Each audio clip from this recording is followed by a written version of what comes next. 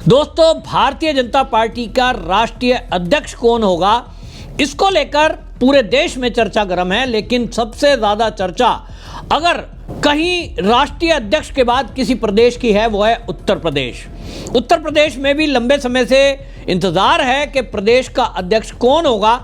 इसको लेकर तरह तरह के कयास लगाए जा रहे हैं। कुछ न्यूज चैनल ने तो कुछ नाम की भी घोषणा कर दी है, लेकिन जैसे कि भारतीय जनता पार्टी चौंकाने के लिए जाने जाती है, आज तक भी कोई ये फाइनल नहीं कह सकता कि अध्यक्ष कौन होगा।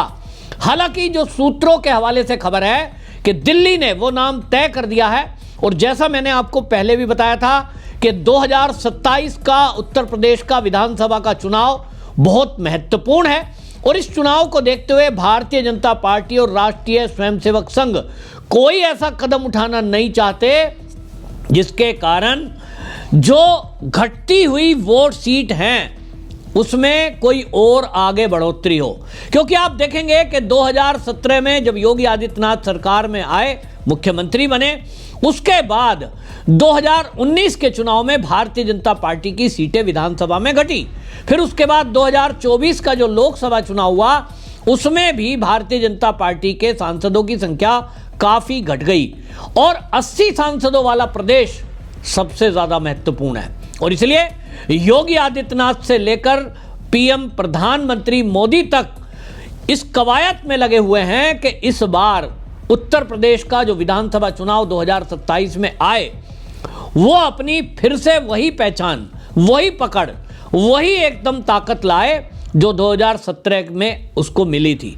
और इसीलिए एक बार फिर से ये कवायद तेज है, और इस बार योगी आदित्यनाथ के साथ बैठकर ये तय हो चुका है, जो सूत्रों से खबर आ रही है कि योगी आदित्यनाथ की सहमति के बाद ही नाम फाइनल होगा। और ये कवायद चल रही थी, आपको याद होगा, पिछले 15 दिन में योगी आदित्यनाथ दिल्ली में कम से कम 3 बार गए, प्रधानमंत्री से मुलाकात की है, अमित शाह से मुलाकात हुई है, जेपी नड्डा से मुलाकात हुई है, और इन मुलाकातों का जो निचोड़ है वो यही है कि प्रदेश का अध्यक्ष वही बनाया जाएगा जिसको योगी आदित्यनाथ यस बोल देंगे। यानी 2027 में ऐसा अध्यक्ष होगा जिसके साथ मिलकर के योगी आदित्यनाथ चल पाएं। अभी तक जिस तरह के कयास लगाए जा रहे थे, उसमें केशव प्रसाद मौर्य का नाम आगे चल रहा था, ब्रजेश पाठक को बोल रहे थे जो डिप्टी सीएम है। लेकिन मेरे पास जो खबर है, मैंने आपको पहले भी बताया था, एक बार फिर से बता देता हूं कि इसमें आपको बताएं कि पूर्व सांसद निरंजन ज्योति, साध्वी निरंजन ज्योति का नाम मेरे विचार से प्रदेश अध्यक्ष के लिए फाइनल किया जा सकता है। एक तो वो महिला हैं, अति पिछड़ा वर्ग से हैं और साध्वी हैं, और योगी आदित्यनाथ से उनकी ट्विनिंग बहुत बढ़िया है, और बिहार चुनाव में भी उन्होंने विशेष तौर पर बहुत काम किया है, और अति पिछड़ा वर्ग का वोट भारतीय जनता पार्टी को ट्रांसफर हो, उसके लिए जहां जहां वो गई ये कमाल हुआ है। उत्तर प्रदेश में भी ये वोट काफ़ी महत्वपूर्ण है, और इधर जब समाजवादी पार्टी पीडीए की बात कर रही है तो ये महत्वपूर्ण और ज़्यादा हो जाता है कि पीडीए समाज को कैसे समाजवादी पार्टी की तरफ जाने से रोका जाए। और इसलिए एक बात तो फाइनल है, ये तो सब कयास लगा रहे हैं कि ओबीसी वर्ग से ही कोई अगला अध्यक्ष हो सकता है। जिन लोगों ने भी जो आपको बता दें कि डिप्टी सीएम ब्रजेश पाठक का नाम लिया, मुझे नहीं लगता है कि ब्राह्मण की प्रतिशतता बहुत कम है और उस वर्ग से कोई सीएम बनाने की बात की जाएगी या कोई अध्यक्ष बनाने की बात की जाएगी। डिप्टी सीएम भले ही हैं, और इसीलिए उत्तर प्रदेश का जो चुनाव है 2027 का विधानसभा चुनाव, एक तरह से 29 का लोकसभा चुनाव को ध्यान में रखते हुए ये काम किया जाएगा, ताकि ज़्यादा से ज़्यादा यहाँ अपने विधायक जीत के आएँ, वो फिर काम करें, ताकि 2029 में ज़्यादा से ज़्यादा सांसद संसद में पहुँचें। और इसीलिए आपको बताएं कि कवायद शुरू हो गई है, प्रक्रिया है।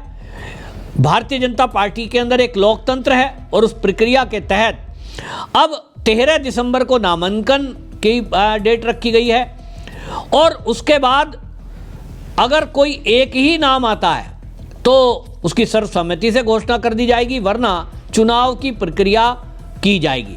और इस चुनाव की प्रक्रिया में उत्तर प्रदेश में 403 विधानसभा सीटें हैं, और फिर उतने ही विधान परिषद के सदस्य भी हैं, और ये सब मिलकर के वोट करेंगे।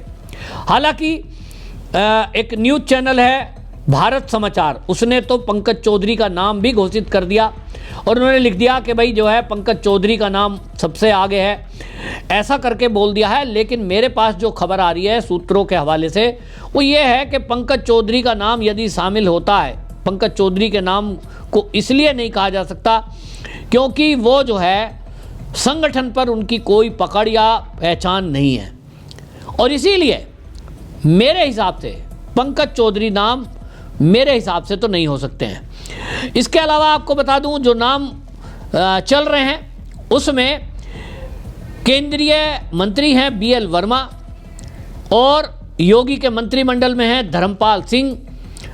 जैसा मैंने कहा स्वतंत्र देव सिंह पहले अध्यक्ष रह चुके हैं और योगी जी से उनकी ट्यूनिंग भी बहुत अच्छी है। अब इसमें कौन नाम होगा तो अपना अपना कयास लगाया जा रहा है, क्योंकि जैसा मैंने कहा कि नाम फाइनल दिल्ली ने कर लिया है, योगी जी की सहमति से किया है, मोदी जी, अमित शाह, JP नड्डा और चौथे योगी जी। इसके अलावा पांचवा व्यक्ति ये जान नहीं सकता कि घोषणा किसके नाम की होगी, क्योंकि अभी चुनाव होना बाकी है।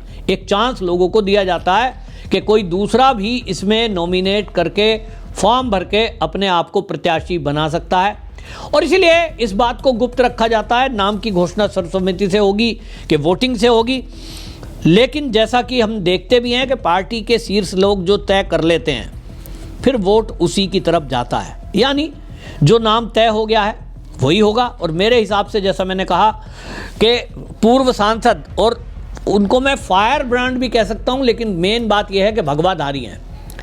और आपको ये मैं पहले कई बार बता चुका हूं कि जो अब 2027 का उत्तर प्रदेश विधानसभा चुनाव होगा, मेरी बात आज आप नोट कर लें। भारतीय जनता पार्टी और राष्ट्रीय स्वयंसेवक संघ, उनकी जो प्रैक्टिकल भूमि है, जो उनके कार्य भूमि है, वो तो आप देखिए संघ का जो गढ़ माना जाता है वो मध्य प्रदेश है, लेकिन उसका जो केंद्र है पूरे देश का वो उन्होंने उत्तर प्रदेश को बनाया है, जहां प्रभु श्री राम जी का मंदिर है, जहां काशी विश्वनाथ जी का मंदिर है, जहां पर मथुरा और काशी है, मथुरा है, और वहीं पर आप याद रखिए कल की पीठ भी है, संबल है।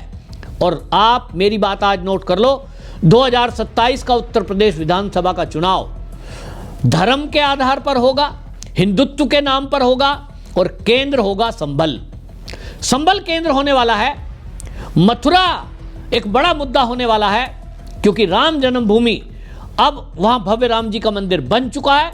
हम लोग इस बात को भूलते रहते हैं, हालांकि योगी आदित्यनाथ जिस तरह से मेहनत कर रहे हैं, तो निश्चित रूप से समझ लीजिए कि विकास भी एक बड़ा मुद्दा, लॉ एंड ऑर्डर भी एक बड़ा मुद्दा रहेगा। लेकिन चुनाव जो लड़ा जाएगा वो हिंदुत्व के मुद्दे पर लड़ा जाना है, और इसीलिए एक भगवाधारी संत मुख्यमंत्री है, तो उन्हीं की ताल में ताल मिलाता हुआ प्रदेश का अध्यक्ष वो भगवाधारी साध्वी निरंजन ज्योति हो सकती है। मेरे विचार से ये सबसे अच्छा नाम हो सकता है कि इनका नाम घोषित किया जाए। स्वतंत्र देव सिंह जल शक्ति मंत्री हैं, भाजपा में मूल कैडर से हैं, AVP और प्रदेश अध्यक्ष रह चुके हैं।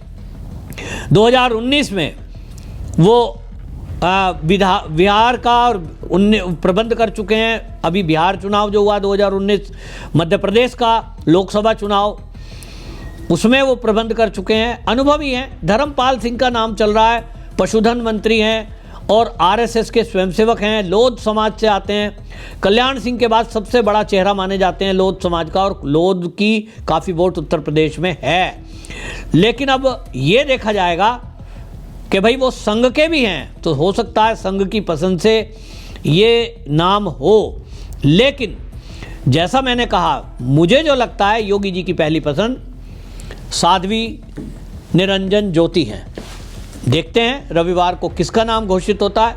लेकिन आपकी क्या राय है, जो मैंने आपको विषय रखा, क्या आपको भी लगता है कि इसी तरह की सोच बीजेपी के शीर्ष और संघ ने ये विचार किया होगा कि 2027 का चुनाव हिंदुत्व के नाम पर लड़ा जाए, तो सबसे अच्छा अध्यक्ष आपके हिसाब से कौन होगा? कमेंट में जरूर लिखें, वीडियो शेयर करें। वंदे मातरम।